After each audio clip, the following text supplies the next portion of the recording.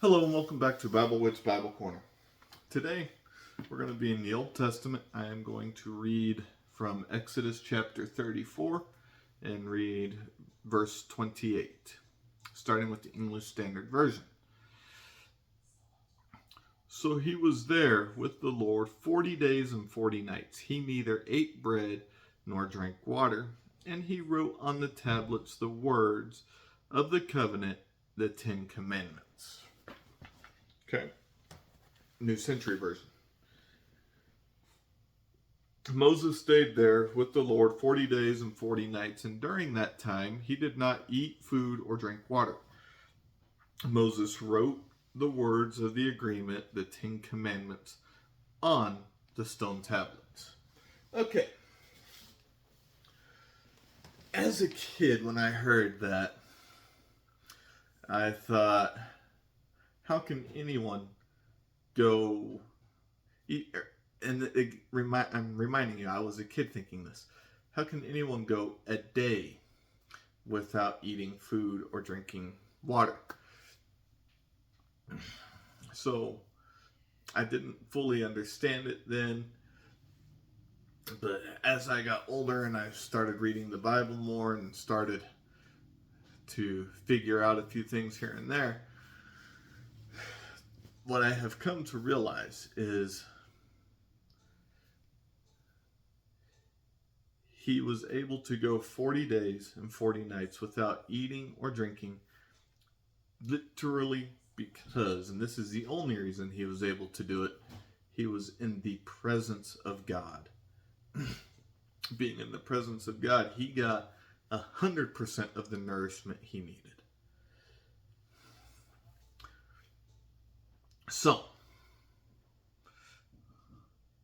that is something we as Christians need to strive for. To be in the presence of God, which will be our goal as far as living with Christ for eternity in heaven. Being in the presence of God so that we don't need to eat, we don't need to drink. We will have all of the nourishment we need by being in his presence. So, how do we go about doing that?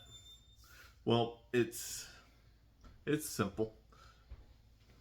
I'm actually beginning to think that simplicity is a way to start going. Simply read the Bible, do what God says. We as people try to overcomplicate it. We try to dig down deep and maybe extract something out that might not be there. For example, the parable of the Good Samaritan. And I'm going to tie two passages together here. Love the Lord your God with all your heart, soul, mind, and strength, and love your neighbor as yourself. That's the first passage. In the parable of the Good Samaritan, the people are asking, well, who is our neighbor? Well, the neighbor is the person that helped. So does that mean that the people that don't help us are not our neighbors? No, they're still our neighbors. We still have to treat them with the love of Christ. It's simple.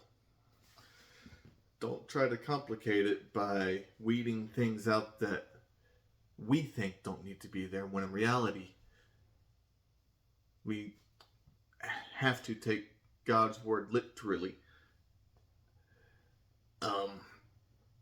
I'm going to get in a little bit of trouble for this, but we have to take God's word at face value. There is figurative speech in there, yes.